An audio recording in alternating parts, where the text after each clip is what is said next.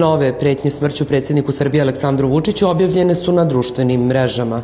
Korisnik mreže X, koji se predstavlja kao Aleksandar Trnovski Moki, objavio je niz poruka sa teškim uvredama i kletvama upućenim predsjedniku Srbije, među kojima je i otvoreno priželjkivanje njegove smrti.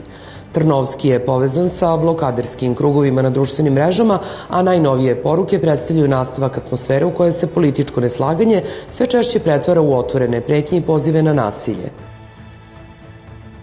Ovo nije prvi takav slučaj. Početkom avgusta na mreži X objavljena je i poruka "Biće mrtvih, pobedit ćemo", koju je napisao Vladan Savković iz lokalnog fronta iz Kraljeva.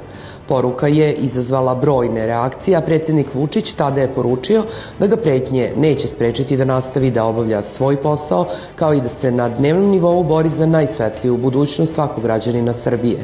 Pretnje su prethodnih meseci stizale i na zvanične adrese institucija.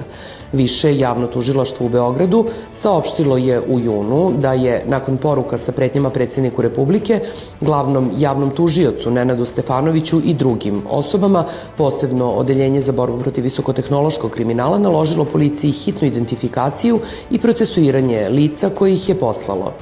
Nove poruke na društvenim mrežama ponovo otvaraju pitanje granice između političkog protesta i govora kojim se direktno ili indirektno podstiče nasilje.